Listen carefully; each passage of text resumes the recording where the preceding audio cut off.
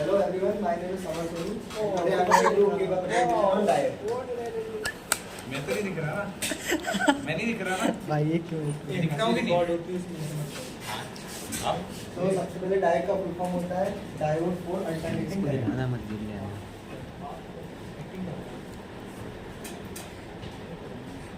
इसको दे देना भाई, होता नहीं जाएगा।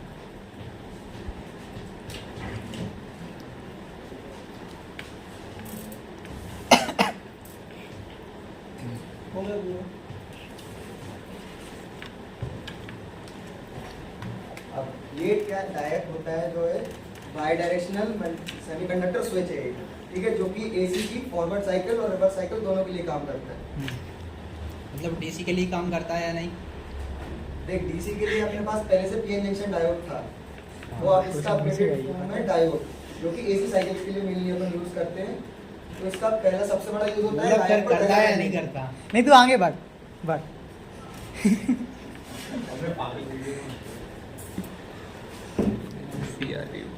जिसमें बस ये देखो इसका सबसे बड़ा डायग्राम था।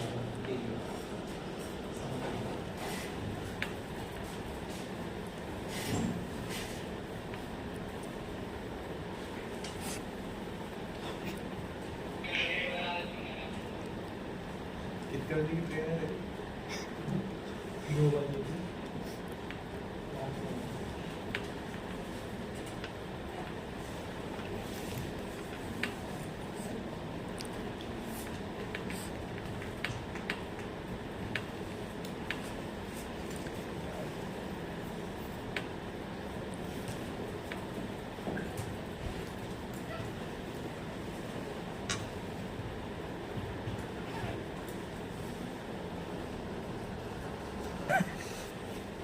एक काम है तो क्यों बोल रहे हो पॉज कर। बंद है?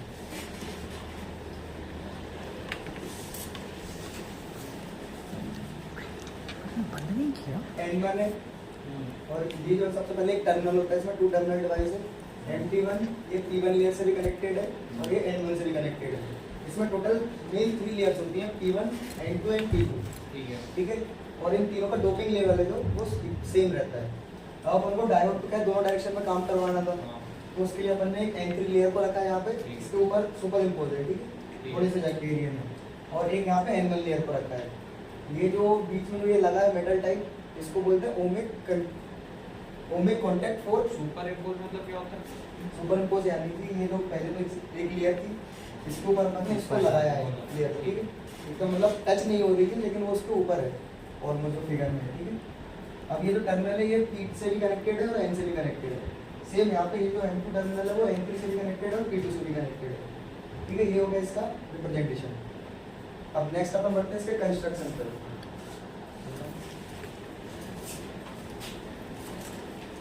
हाँ, इसके कंस्ट्रक्शन पे आते हैं। तो इसमें मेन 3 लेयर्स थी जो कि मैंने बता दिया है, और इसमें तीनों का डोपिंग लेवल सेम है। ये 2 लेयर्स डिफरेंट रहती है, इनका वर्क यही है कि अपन को फॉरवर्ड दोनों डायरेक्शन में काम करवाना था, एसी की पॉजिटिव साइकिल के लिए भी और नेगेटिव साइकिल के लिए भी। तो अपन ने इसको 2 लेयर्स लगाई है यहाँ पे। अब इसके बाद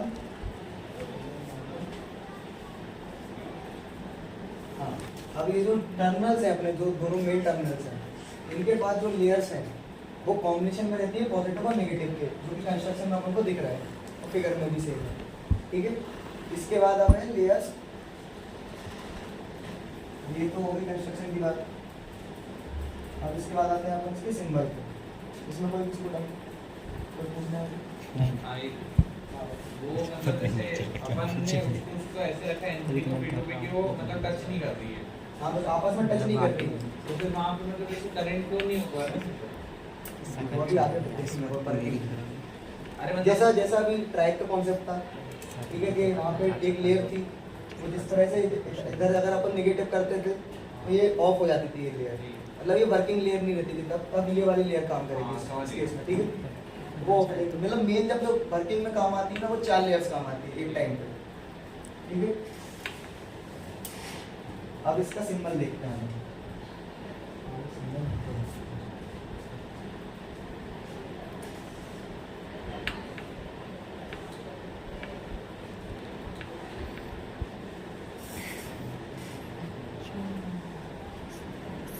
तो इसका सिंबल बहुत अच्छा है।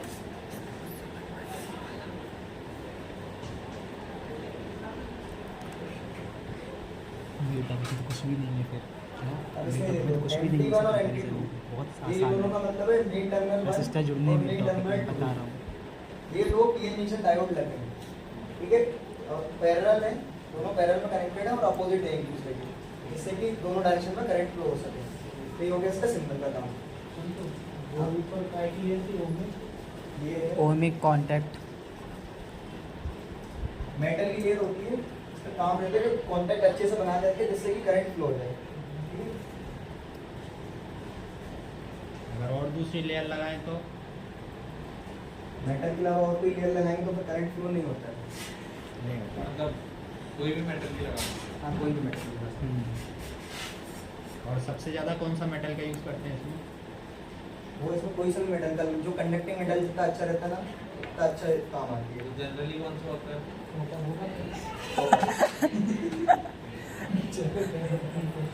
सेमीकंडक्टर यूज़ करें तो उसकी जगह पर नहीं सेमीकंडक्टर नहीं यूज़ कर सकते। सेमीकंडक्टर तो पूरा डिवाइस ही है। हम मेटलॉइड यूज़ करेंगे। हाँ, मेटल यूज करेंगे। प्योर मेटल्स अब ये सिंबल और कंस्ट्रक्शन में किसी को डाउट है? नहीं है आगे आगे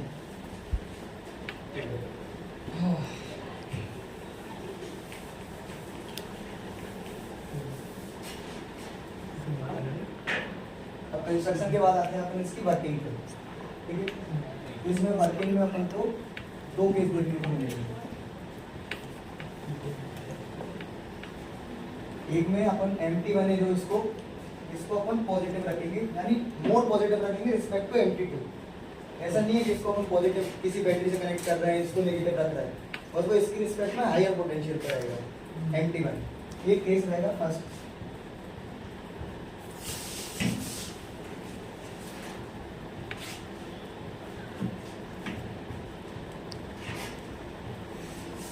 देखिए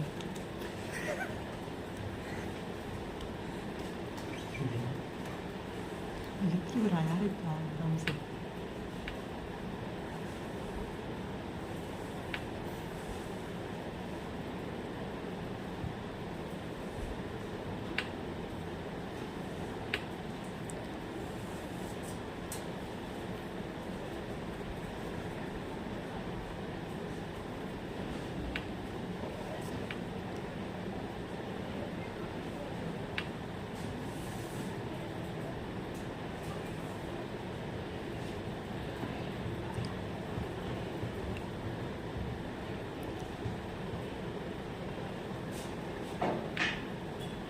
अब ये अपन इसमें लेयर्स लिखते हैं। अब यहाँ पे जैसे माना हमने पॉजिटिव है, ठीक है, पोलैरिटी, तो ये पॉजिटिव और नेगेटिव मिलके ये हो जाएगा आपका, हाँ, अगर यहाँ पे पॉजिटिव अपन वोल्टेज दे रहे हैं और ये नेगेटिव, तो ये रिवर्स बायस में हो जाएगी वाली लेयर, ठीक है। तो रिवर्स बायस में सबको पता है, जैसे कि अपन ने पीएन जंक्शन में भी देखा है कि करंट फ्लो नहीं करता है, तो ये लेवल यहाँ पे ऑफ रहेगी, यहाँ पे ये वाली लेयर, इसका वर्किंग नहीं रहेगा।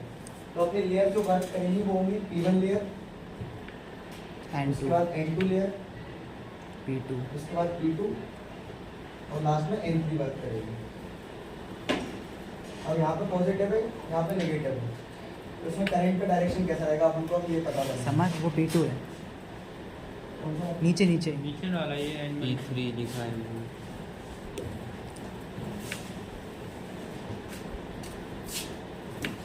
तो मेरे को एक डाउट है भाई, हाँ, मतलब वैसे अपन ने ऊपर वोल्टेज लगाई तो P1 और N2 अलग है, उधर तो फॉरवर्ड बैच हो गया।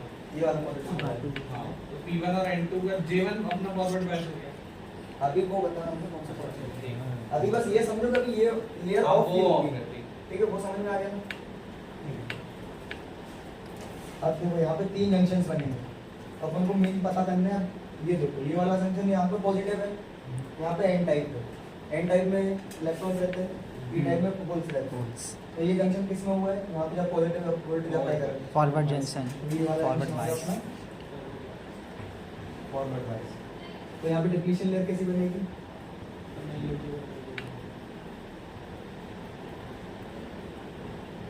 ये बहुत थिन बनेगी। अब बात आई N2 पे, ठीक है, तो N2 में N2 और P2 यहाँ पे पॉजिटिव है अपना, ठीक है, वोल्टेज, और यहाँ से अपन को नेगेटिव मिल रहा है। तो ये दोनों कौन सी बाइसिंग हुई इसमें? रिवर्स तो J2 हो जाएगा रिवर्स बाइसिंग। इसमें डिप्लीशन लेयर की थिकनेस ज़्यादा रहेगी as compare to J1। Same अपना फिर इसके साथ होगा J3 के साथ। J3 भी फॉरवर्ड बाइस में रहेगा क्योंकि यहाँ पे अपना P टाइप है और यहाँ पे N टाइप है, ठीक है। तो इसमें डिप्लीशन लेयर फिर से बहुत पतली बनेगी।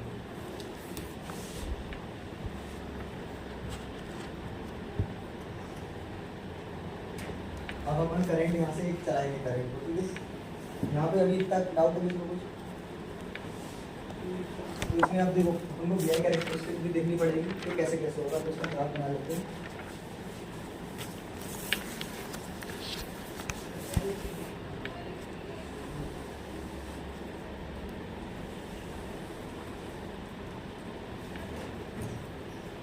यहाँ से अपन ने करंट को चलाना स्टार्ट किया, ठीक है। यहाँ से अपन ने वोल्टेज अप्लाई किया पहले, वोल्टेज किया तो ये तो J1 था जो फॉरवर्ड बायस में था, इजीली क्रॉस कर जाएगा और अपन को करंट मिल जाएगी स्टार्टिंग में। तो ये अपन ने इधर से वोल्टेज लगाया, ये करंट मिलता गया थोड़ा थोड़ा, ठीक है।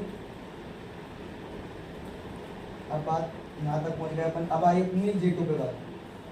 J2 में यहाँ पे अपन को जो करंट मिल रहा है ना, ये अभी तक ये लीकेज करंट है, क्योंकि अभी करंट पूरा जमीन में लगेगा, यहाँ से यहाँ तक पूरा फ्लो होगा, ठीक है। बीच में अगर रुका रहेगा, बैरियर रहेगी जैसे डिप्लीशन लेयर तो करंट फ्लो नहीं होगा। यानी कि अभी जो ये करंट मिल रहा है, ये मिल रहा है अपन को माइनॉरिटी चार्ज के वजह से, जो कि यहाँ पे माइनॉरिटी में इलेक्ट्रॉन्स होंगे कुछ, तो वो यहाँ से रिपल्शन फील करके यहाँ पे जाएंगे कुछ इलेक्ट्रॉन, उस वजह से करंट आएगा, जो कि ये बहुत स्मॉल करंट है। जब अपन प्रैक्टिकल में भी देखा था, जब अपन प्रैक्टिकल में स्टार्टिंग में अपन जब वैल्यू बढ़ाते थे वोल्टेज की, तो स्टार्टिंग में अपन को करंट बहुत कम मिलती थी, फिर एकदम से करंट एक पॉइंट पे आकर मैक्सिमम होती थी, उसके बाद ड्रॉप होता था। तो जो मैक्सिमम वोल्टेज जहाँ तक अपन देते थे, इसके बाद लेयर ब्रेक होती थी, तो वो है ना ये जे रिवर्स बायस में जो J2 जंक्शन है, इसको खत्म करने के लिए, जंक्शन को ब्रेक करने के लिए जो वोल्टेज लगता है वो डालना है अपना पीक वोल्टेज, ठीक है। उसको बोलते हैं ब्रेक ओवर वोल्टेज। तो मानो अपन ने ये बढ़ाते गए वोल्टेज, ये यहाँ पे आई जो अपना 30 कुछ 33 कुछ आ रहा था, है ना? हाँ, ये अपना आई है, ये भी है, ये अपन ने इधर तक इंक्रीज किया इसको। अब एक पॉइंट आया तो यहाँ से अपन यहाँ तक अपना मैक्सिमम हो गया करंट। इसके बाद वोल्टेज इंक्रीज अभी अपन करेंगे, लेकिन यहाँ तक अपन को इतना मिल गया कि अपना ये जंक्शन ब्रेक हो गया है, ठीक है। यानी यहाँ से करंट पास हो चुका है। इस पॉइंट को बोलते हैं अपन ब्रेक ओवर पॉइंट।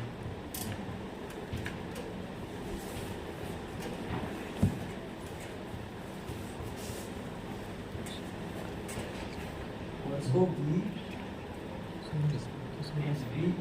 फॉरवर्ड में कम होती है डिप्लीशन लेयर में। अब इसके बाद अपन फर्दर, अब तो अपन को ये देखो दूसरा जंक्शन है, तीसरा वाला जंक्शन, इसके लिए अपन करंट एकदम मिनिमम चाहिए, क्योंकि थोड़ा बहुत नहीं क्रॉस हो जाएगा फॉरवर्ड बायस में। तो ये यहाँ से एकदम से करंट ड्रॉप आएगा ऐसा, और फिर करंट मैक्सिमम हो जाएगा, समझना?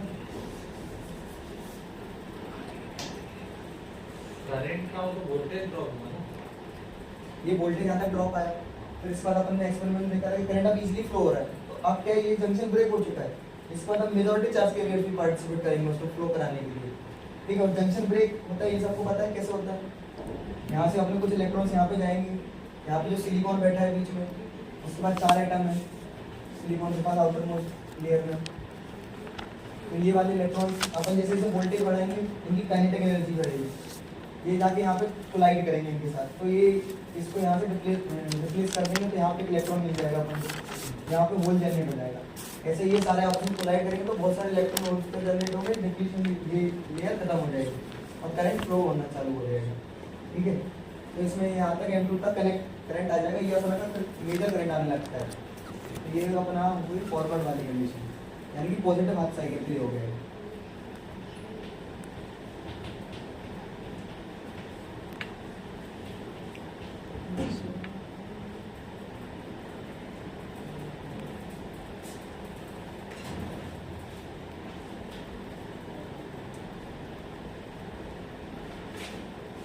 अब ये DVO की वैल्यू पता सबको दिखती रहती है,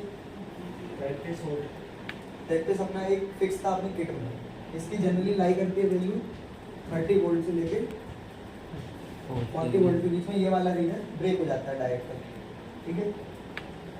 अब अपन को देखना है इसका दूसरा केस। J2 वाला, इसमें किसी को कुछ पूछना? वो J2 वाला कह रहे हो ना? हाँ हाँ, वो ये ब्रेक ब्रेक हो जाएगा, रिवर्स बायस वाला जंक्शन ब्रेक हो जाएगा। अपन ने ये प्रैक्टिकल इसमें- किया था ना। ये J2 वाला।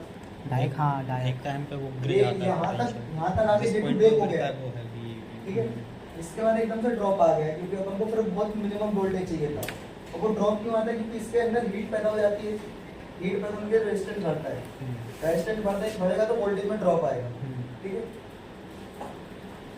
SCR से डिफरेंट कैसे? एससीआर से डिफरेंस ऐसे है कि एससीआर में आपने देखा होगा कि गेट टर्मिनल था अपने पास, इसमें अपने पास बस गेट टर्मिनल नहीं है, और पूरा ये ट्रायड हुआ, एससीआर हुआ, ये सब सेम है ऑलमोस्ट। इसमें बस अपने पास गेट टर्मिनल नहीं है, ठीक है। SCR में अलग हाँ, और नॉर्मल पी इंजेक्शन अपन क्यों यूज नहीं कर रहे हैं? क्योंकि नॉर्मल पी इंजेक्शन एक ही डायरेक्शन में अपन को अलाउ करता है करंट फ्लो कराने के, रिवर्स में नहीं करता है। तो उसके लिए अपन ने दो कॉम्बिनेशन बना के रखा है, ठीक है। दोनों का दो अपन ने डायोड रिवर्स में लगा के रखे। आप अपन को देखना है इसका सेकंड केस, इसमें किसी को डालना है? नहीं,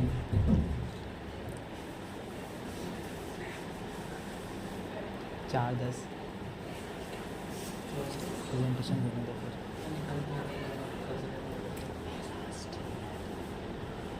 लास्ट जाएगा आज, सर ने ऐसा कहा। अब अपन को इसका दूसरा केस देखना है, ठीक है। टाइप का एक वर्किंग का केस अपन ने देख लिया है, दूसरा केस देखते हैं। दूसरे केस में अपन क्या करेंगे? जो M2 है, यानी अपन अब ये समझो कि एसी की जो साइकिल थी अपनी पूरी, ये अभी पॉजिटिव वाले में हो चुका है केस 1 में। अपन की जो नेगेटिव वाली साइकिल है, ये लेंगे अपन केस 2 में। तो नेगेटिव अपन यहाँ पे देखो, एसी में पोलैरिटी तो होती नहीं है, जब वो नेगेटिव में आएगा तो इधर पे अपना ज्यादा पॉजिटिव हो जाएगा, M2 टर्मिनल है, ये हायर पोटेंशियल हो जाएगा और ये वाला लोअर पोटेंशियल पर रहेगा। अब इसमें अपन को देखना है कौन सी लेयर्स एक्टिवेट रहेंगी। तो यहाँ पे M1 नेगेटिव हो गया, M2 हो गया पॉजिटिव हो गया। अब अपन देखते हैं पॉजिटिव से, तो यहाँ से अपने पास पॉजिटिव से जब अपन देखेंगे, हाँ, तो पॉजिटिव की सेम पोलैरिटी वाली लेयर एक्टिवेट रहेगी, यानी कि ये N3 फिर से कट आउट हो जाएगी, क्योंकि ये रिवर्स बायस में हो जाएगी, तो इससे करंट फ्लो नहीं होगा। अब अपन सबसे पहली लेयर अपनी कौन सी काम करेगी? P2 करेगी। उसके बाद N2 करेगी, P1 उसके बाद P1 काम करेगी, और सबसे लास्ट में N1 N1 काम करेगी, ठीक है। अब इसमें भी सेम सिनेरियो होंगे। बस टर्मिनल चेंज करें है ना? हाँ, बस टर्मिनल पे पोलैरिटी चेंज करिए अपन। अभी इसको ज़्यादा हाई पर लिख देता हूँ मैं। मत लिख।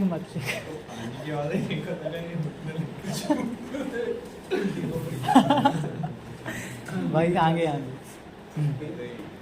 अपने ये जंक्शन 1 फिर से अपन देखते हैं कि इधर से देखते हैं इस बार। तो अब ये P2 है, ये N2 है, तो दोनों के बीच में कौन सा बायसिंग होगी? P2 plus forward. P2 N2 है, फॉरवर्ड सब एक्सेप्ट करते हैं।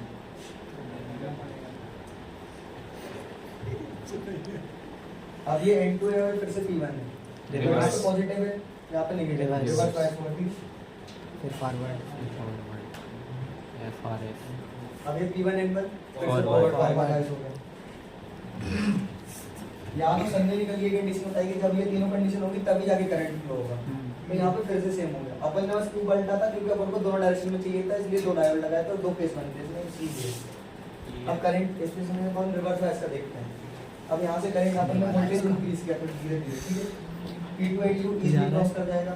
करंट वो फिर से माइनर डिस्चार्ज के लिए इसको इसमें लेकिन तो ये करंट रहेगी। ये जो करंट है ये दोनों थोड़ा बहुत ये देख करंट के है। देना कल किसका मैं कभी देख फ्री।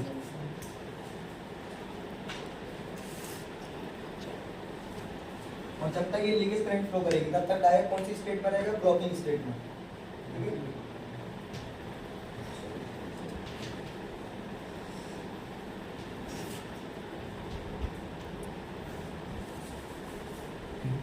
यहाँ तक आए, ये फिर से पहुंच गया अपना मैक्सिमम VVO पे।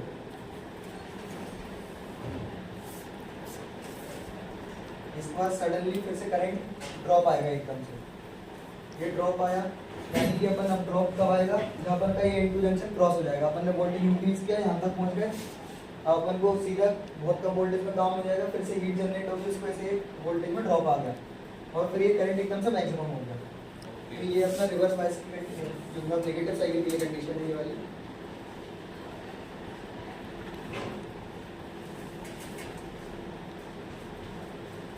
और ये वाली थी पॉजिटिव साइकिल की, इसको बोलते हैं ब्लॉकिंग स्टेज, जब तक ये करंट लीकेज करंट फ्लो होता है, ठीक है। उसके बाद ये अपना मैक्सिमम हो जाता है। अब इन दोनों में अपन करंट की डायरेक्शन और देख लेते हैं कैसी रहती है। इस केस में करंट की डायरेक्शन रहेगी नीचे से ऊपर। सबसे पहले करंट की डायरेक्शन देखते हैं केस 2 में।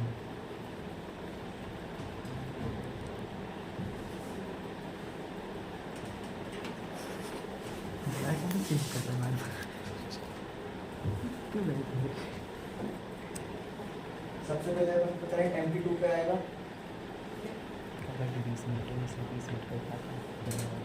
उसके बाद P2 लिया, उसके बाद N2, फिर P1, फिर से N1 और ये MT1 से लीक कर जाएगा। ये कंडीशन है सेकंड के लिए, सेकंड केस के लिए। ये वाला हाँ, ये वाले केस के लिए, ठीक है। फर्स्ट केस के लिए अपना क्या रहेगा कंडीशन?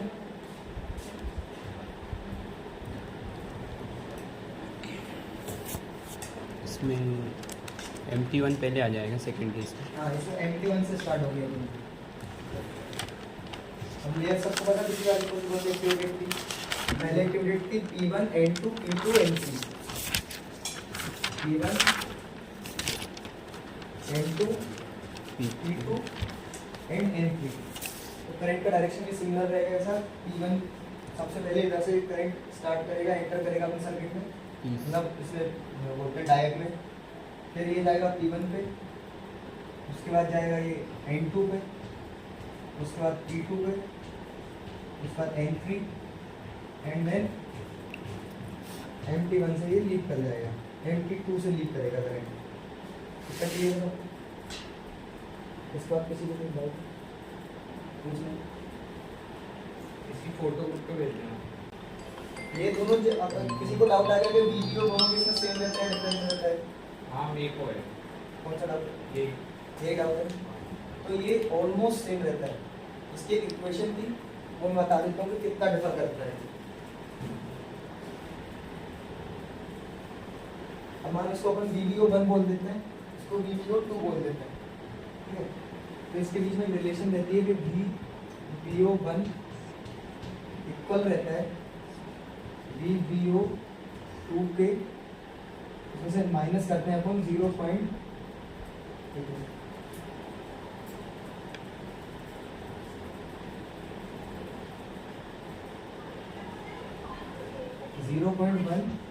VB2।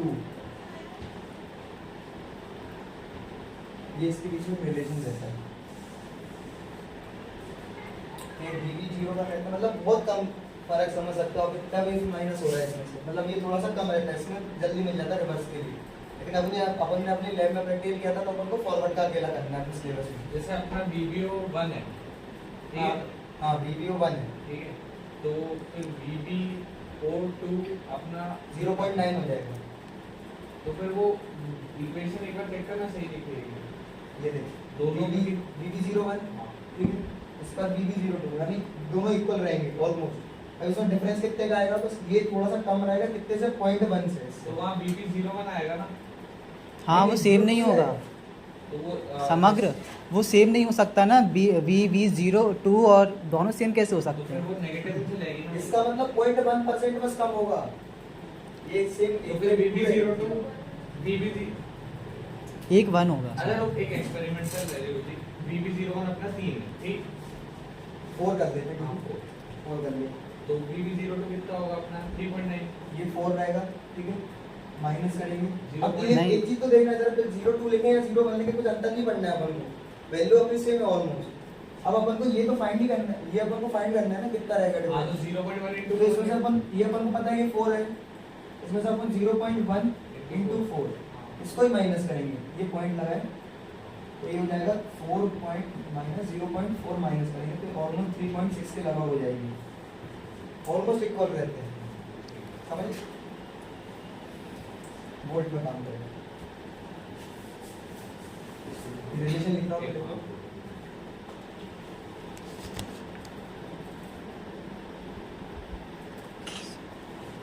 ये डायरेक्ट का काम इतना ही है, बंद कर दे। दो ही कर मोड दे, होते कर हैं दे। इसको करने के। एक फॉरवर्ड एक रिवर्स। हाँ ठीक है। सेव कर किसी दिया। को अभी भी कोई डाउट हो कि ये कहाँ पे कौन सा